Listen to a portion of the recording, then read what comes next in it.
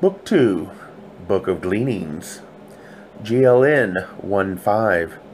Men struggle daily with the beast, and wrest their living from the soil, their day being encompassed with strife and toil. So, women bring forth children with suffering, and because they are frail, their husbands rule over them. Man is conceived in the womb of woman, and she brings him forth to life. Therefore, when God raised man up from among the beasts, choosing him as his heir and endowing him with an immortal soul, he placed a veil over the portals of life. This that women should not forget. She is unlike all other living creatures, and the trustee of a divine mission.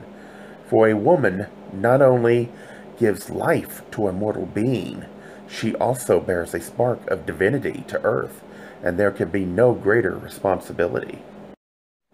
Chapter 1, Maya and Lila, GLN 1-1.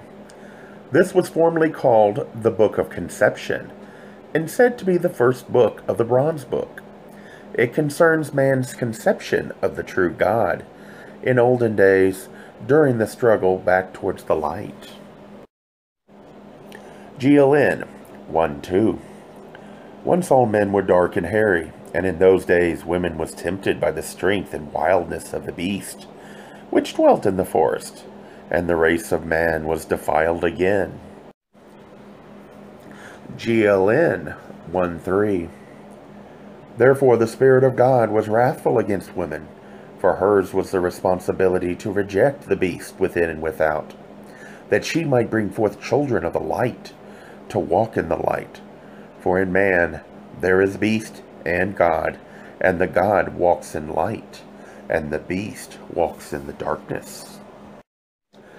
GLN 1-4.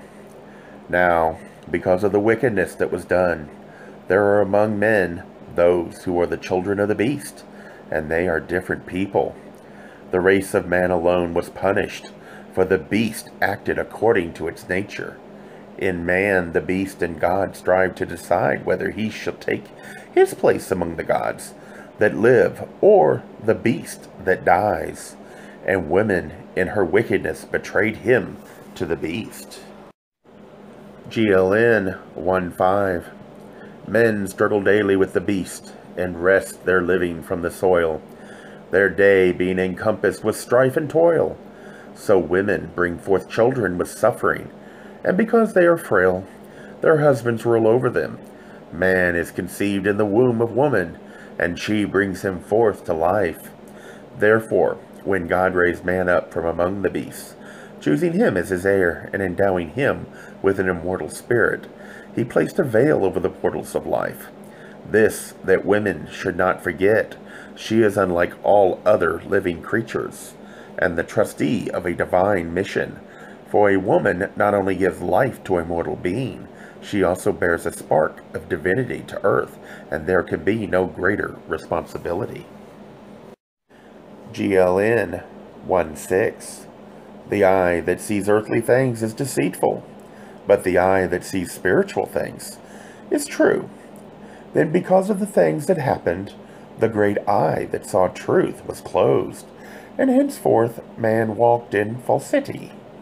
Unable to perceive truth, he saw only that which deceived him, and so it shall be until his awakening.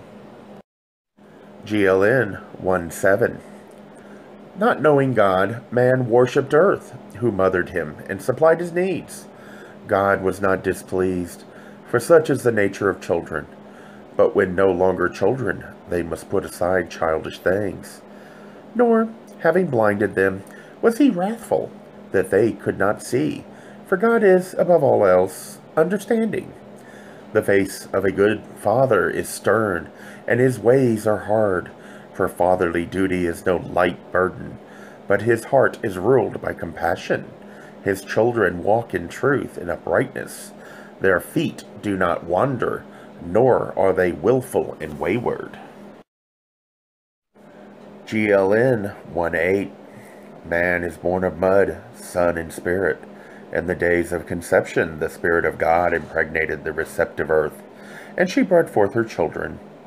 Then came man who walked like a little child, but God took him in hand and taught him to walk in the uprightness of God.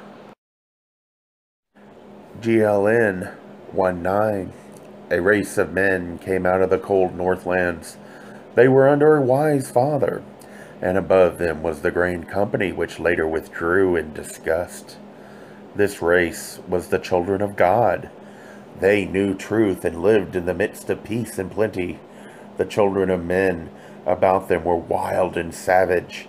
Clothed in the skins of beasts, they lived like beasts.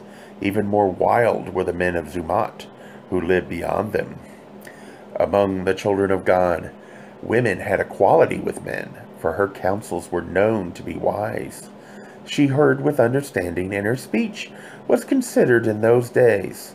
Her words were weighed, for then her tongue did not rattle in her head like seed in a dried pod. GLN 1:10.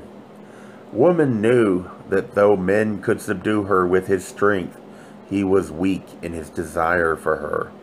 In his weakness lay her power, and in those days it was used wisely. It was the foundation of the people. The race was good, but because of its goodness, it was destined to be smitten, for only the good vessel is worthy of the fire. It is burnt, that its shape may be set, and its design endure. The path of peace is not the path of progress. GLN 1:11. The people were not governed by princes or by statutes, but wise men set in council. They had only a code of conduct and a moral tradition, binding each one to the others in a symmetrical web of life. Those who transgressed the code and tradition were deemed to be unworthy of life among the people and were banished into exile. GLN 1:12. Among the children of men, woman was a chattel. She was subject to man, an object for the satisfaction of his lust, and the servant to supply his needs. He subdued her and kept her in servitude, for her betrayal of man was known even among them, and it was never forgotten, nor could it be forgiven. GLN 1:13. The children of God valued women highly and protected her from crudeness and cruelty, and her standing was such that she was awarded only to the most worthy of men. They held her in respect, for to them she was the fountain of life within their race, the designer of its future. Yet even so, they had to restrict her, for she was inclined to be willful and unheeding of her responsibility. GLN 1:14. The people flourished, and from generation to generation grew in stature and comeliness. They were the rising tidewaters of mankind, surging towards its destiny. The right of a man to a mate was decided according to his standard of thought, his uprightness, the manner in which he upheld the code and tradition, and his dealings with man and woman. The fittest man could choose a mate among all women, but lesser men could seek only among the less desirable, according to a known standard. To some, having only the outward appearance of men, no mate was given, while the noblest men could take additional ones from among the ranks of lesser women. Thus the race ever tended to improve to accord with its design. GLN 1:15. The council of the people knew well the strength of man's desire for woman. The force of the urge was not wasted, for their forebears had harnessed it to the vehicle which carried their race to greatness above others. The race which could properly channel the forces contained within itself was ready to control the forces beyond itself. The greatest forces man can harness to his benefit are those lying within himself, but the underlying strength of the people lay in the morality of its women, for this was the strength that governed, because it was the safeguard for something of value. Man strive for gold and value it because it is something not easily attained, If gold could be gathered by the handful, man would scorn it. Its power is in its scarcity. GLN 1:16. Then it happened that one man became arrogant in the strength of his manhood and pride of place. His thoughts inclined towards himself, rather than towards the welfare of the people. He scorned the old ways, declaring the code and tradition an unnecessary burden laid on the backs of men. He said, "Why should we carry the burden of things which have come down to us from our fathers? How do we know they walked with wisdom? How can we say that what was good for them is good for us?" Because of his unruly speech and wayward ways, the council banished him for a time, and had he remained apart, his heart would have been humbled in wisdom. But among the children of God, there was a woman, one of the most desirable and fair, who interceded for him, so he might return to dwell among them, it being in their code that the wayward could always regain their place. GLN 1:17. The woman sought him out in the wilderness, and coming upon him said, "Though because of my heart you appear to me as the finest of men, in the eyes of the elders, you were unworthy to claim me. Therefore, I have spoken for you. Now come, go before them yourself, and say, the wilderness has changed your ways. By so doing, you will find favor with the council, and, perchance, I may become your mate. The strength and courage I admire place you high in the regard of men, and in favor with the elders. But your wayward and inconsiderate spirit is unworthy of your body, though you find favor in the eyes of the young and foolish women, who see only the outwardness of your body, and thereby become more foolish. The eyes of the wise woman see your naked spirit, and are not deceived. Therefore, disregard the glances of foolish maidens, and carry yourself well. Act in such manner that you find favor in the sight of the wise woman." And said she, "Am I not Maya, the most desirable of women, one whom all men seek? Yet will I remain reserved only for you. Therefore, be not unworthy of me." GLN 1:18. The man came out of the wilderness and wastelands. He went before the council of wise women and said, "What must I do that I may have this woman for a mate? For I desire her above all things, even above my own life. For her I will become the most worthy of men among the people. Her standard being high, I may not possess her otherwise." The wise woman answered him, saying, "For so long shall you conduct yourself in this manner." And they set him a time and a task, that it should be well. The task was to be done with heart as well as deed, but the man accepted it gladly, his heart not in that day, but in the days to come. The council and the elders said, "What the wise women have done is good. It will be well and to the people's benefit." GLN 1:19.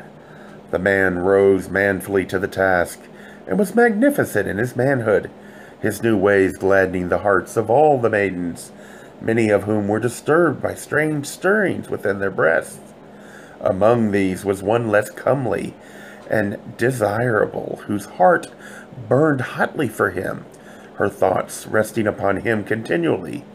But she knew that in his sights she was of little account. Her name was Leela.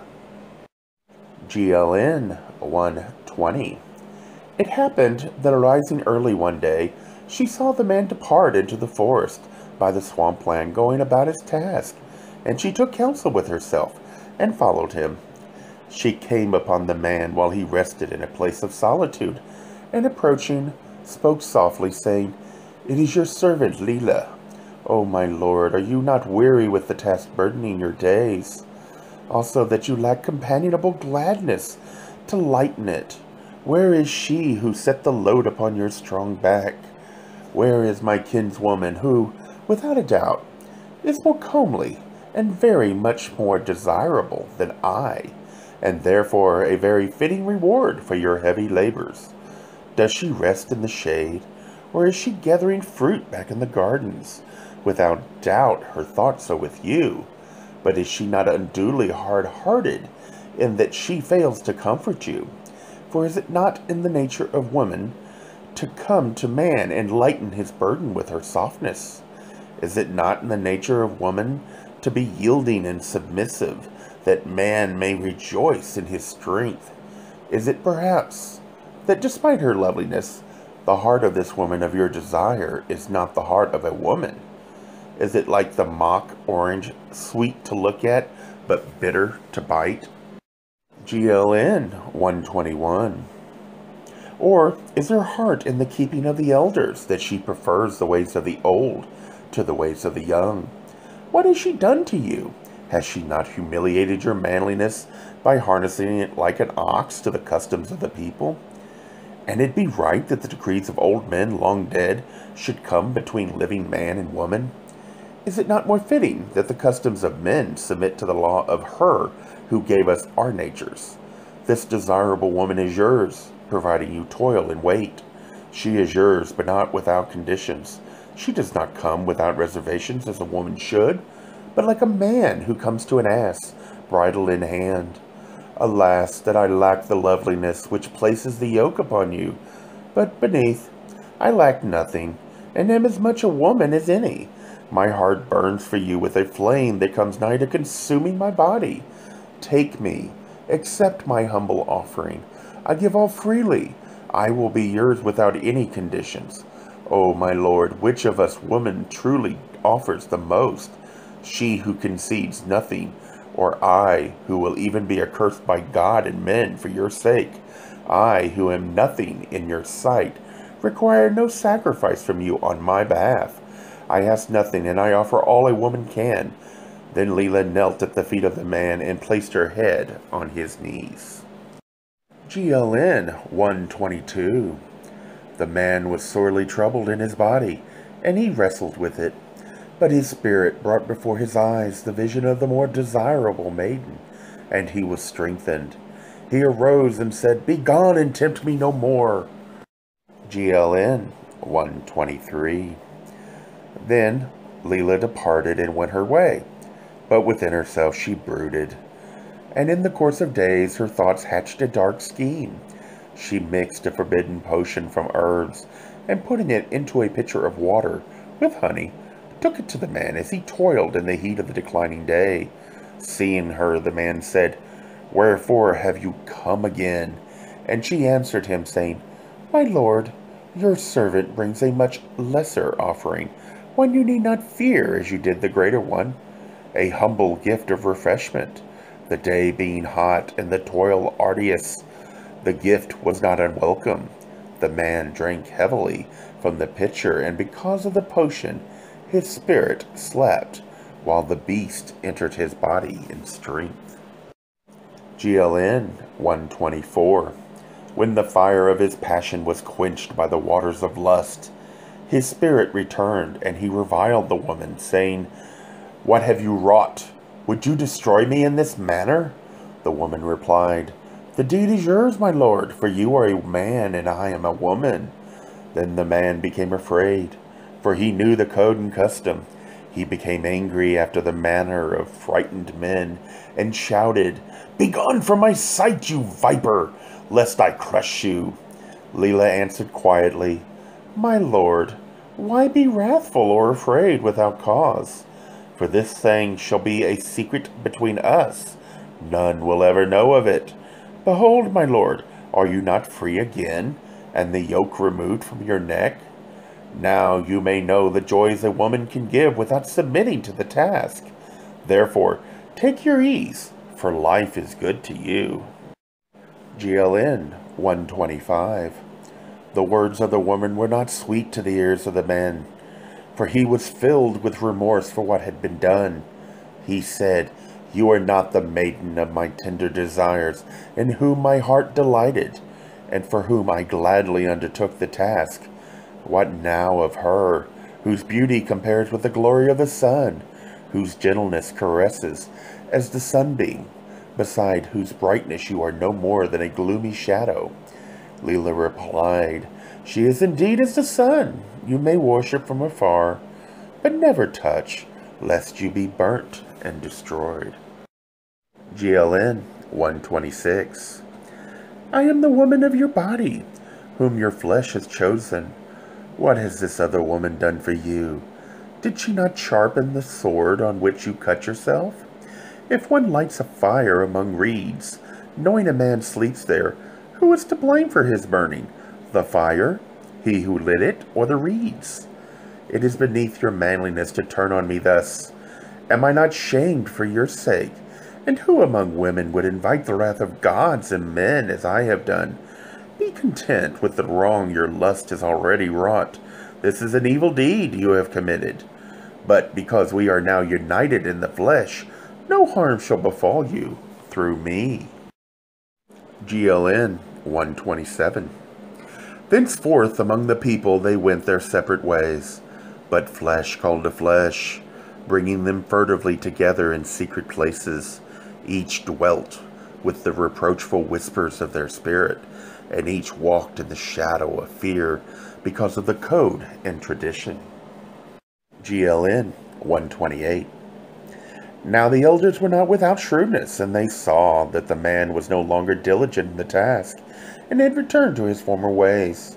Also, he avoided the eyes of Maya, and was no longer reserved with women. Having sampled forbidden fruit, he now sought other varieties. He was not a man with an end in view towards which he strove. His bearing was not that of a free man. The glances between the man and the woman and their uneasiness were not difficult to interpret. GLN 129. The elders and wise women said among themselves, such is the manner of those carrying a burden in their hearts, whose shadowy love is a feeble, furtive thing, blooming shamefully in dark and hidden places. Therefore they set a watch on the pair. The watch came upon them as they lay together in nakedness upon their skins, and mocked them with ribaldry, for their passion was profane and a thing for jest. It was a fungus upon the tree of love. GLN 130. They were brought before the high council, which was the council of elders, and the council of wise women, which questioned them, saying, Wherefore have you done evil unto us? The man answered, The woman put my spirit to sleep with an evil brew, and my body became weak because of my manhood. They replied, Truly you have little manhood now, and are a lesser man because of this woman. GLN 131. The woman stood up before the high council and answered them boldly, Am I then the stronger of the two? And I lift the biggest stone or run the fastest race? Do not the strong always prevail against the weak? And is not this man the strongest among men? Is this even a matter for your concern? For in what way have we caused harm to any but ourselves? Shall we be punished for that which concerns us two alone, and wrongs no other? GLN 132. The High Council replied, The deeds of any person affecting the lives of others are the concern of others. Though it was done in secret between yourselves, were not the effects displayed in your eyes for all to see? Does the man serve the people better because of this thing, or does he serve them less well? Has something been added to the people, or has something been taken away? Have not the people lost? GLN 133. Therefore, is not that which you did the concern of the people, and not of yourselves alone? The deed of itself was not wrong, except in the manner of its accomplishment.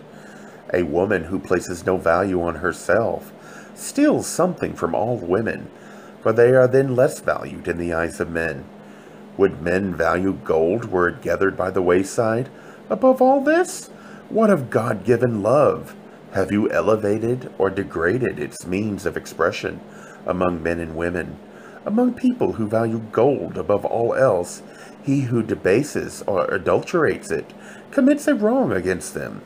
Here, where love is valued above all else and women honored as its custodian, Those who debase it are regarded likewise. GLN 134. We dwell in a pleasant place amid peace and plenty, an inheritance from our fathers. The children of men have inherited the wastelands.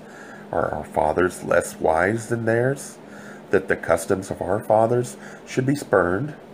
What you have done relates to your two selves, and by your two selves shall your punishment be carried out.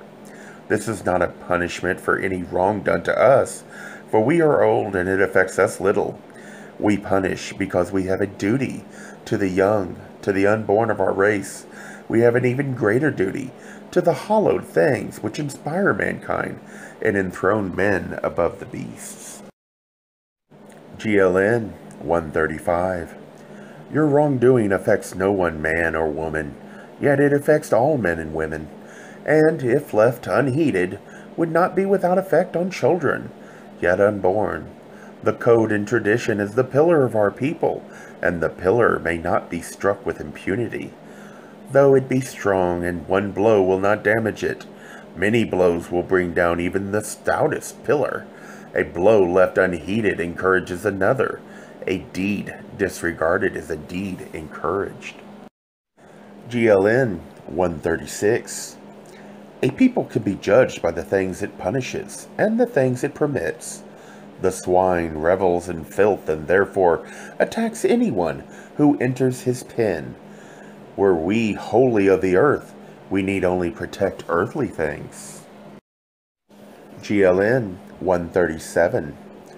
Thus we banish you forever from among us, unless in your old age you are permitted in mercy to return. GLN 138. In this manner were the man and woman banished from the tilled land. To wander the wilderness beyond, they dwelt in a cavern in the wasteland against the outer border of the tilled land, and they ate weeds and wild creatures. There they were in a place defended from hostile men, and made safe from ambushes.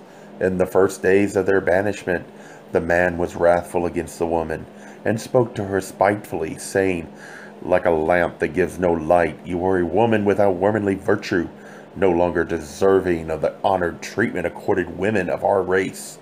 You spoke truly when you said that I am strong and you are weak. So be it. Henceforth your weakness shall be my strength. No longer will the weakness of man be the strength of woman and the backbone of a people, clinging to things without substance. Henceforth I am obligated to no one, and owe a duty to none but myself. Man is weak only in his desire for women, but the weakness of women shall henceforth assure satisfaction of the desire. GLN 139. So the man subdued the woman after the fashion of the children of men. She was the wife who ministered unto him, saying, My lord, I am but a woman, and your handmaiden. GLN 140. The beasts of the wasteland were the keepers of the woman, and she was in bondage to the barren land, for the wilderness was beyond reach of the waters, a place of desolation, yielding only weeds and thorns. The man hunted afield for wild creatures, while the woman delved for roots, seeking sustenance among the weeds. GLN 141. Thus it happened that one day, being overcome with hunger, the woman went among the reeds growing on the edge of the tilled land. For flowering plants grew there, the roots of which could be eaten. While engaged in gathering, she was seen by a husbandman tilling the fields, who, coming upon her stealthily, said, Woman, I see you. Are you not the one who was banished? If so, the custom decrees you will have to die, for it is forbidden to re-enter the fertile land, having been cast out. GLN 142. Then the woman, being still in the water, loosened her girdle, and letting down her hair, said, Honored, I may no longer be, perhaps die I must, but am I not still a woman while I live?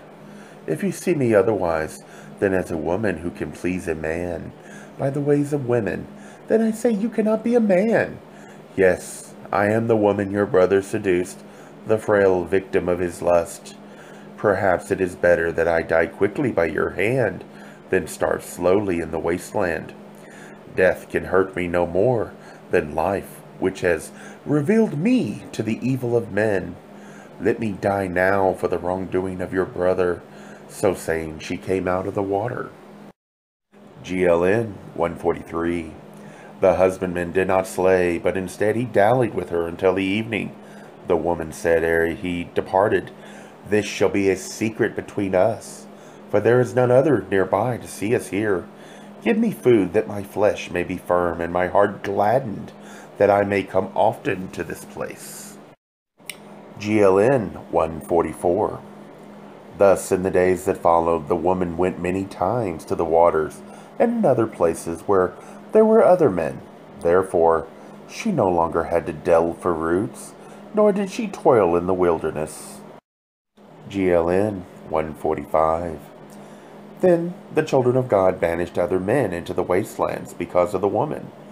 And the man, seeing how this came about, said, "Is my affliction because of you never to end?" The woman answered, "My Lord, this thing I did for your sake. See these others, are they not outcast in the wilderness, men without a chief to rule over them, or a hand to guide? Gather them together, that they may hunt for you and serve you. Rule over them and become powerful. What I have done for you alone. To your strength will be added their strength, and the loss of the people in fertile lands will thus become your gain. What is there that strength cannot obtain? If your desire is for other women, will not strength obtain them? Therefore revile me not, because I have now placed in your hands the means to that which you desire." GLN 146. Now I say to you, and speak truly of things only a woman can know, that you are a better man than those who live bound to the tilled lands, whose women secretly despise them for their servility to the code and tradition. GLN 147. The man was stirred up by these words, and went out and about to the others, approaching them, saying, "Behold, we have been cast out because we have followed the ways of men, according to the nature of men. Our manhood is good within us. Let it therefore assert itself, so our strength may be greater." GLN 148. So it came about that the men who were outcast entered the fertile tilled land stealthily at night time, burning the houses and overthrowing the water towers, saying, "Let this land rejoin the wilderness." GLN 149. They slew menfolk and carried the women and children away. They stole sheep, goats, and cattle. Then they withdrew to the fastness of the wastelands. There they built an encampment and fortified it about with walls and ditches. And they made war upon the children of men, and prevailed against them. They ruled their women sternly and made them chattels, buying and selling them like cattle. When men said, "Come," the woman came, and when he said, "Go," she went. On her yielding back and on her submissive head he dissipated his wrath. On her servile body he satisfied his lust. GLN 150. Leela was a true daughter of the woman who betrayed the first race of men. It is written of her that when her sons grew to manhood, she caused them to kill and eat their father, so they might gain lifelong strength and wisdom. GLN 151. Man kept woman in bondage, for he knew from his own knowledge of her ways that she was not to be trusted. Henceforth she could not walk freely among men, for they knew that though woman was weak and men strong, by womanly guile she could exploit his weakness. Among the outcast people and the children of men, women were subject to man, and he imposed his will upon her and dominated her. GLN 152. In this manner woman wrought her own downfall and the destruction of those who held her in high regard. Her charms she cast at the feet of those who trampled them underfoot. Woman was not yet fitted to be the free guardian of the portals of life. She was never wise enough to choose the fathers of the race, for she was ruled by womanly waywardness, not by wisdom.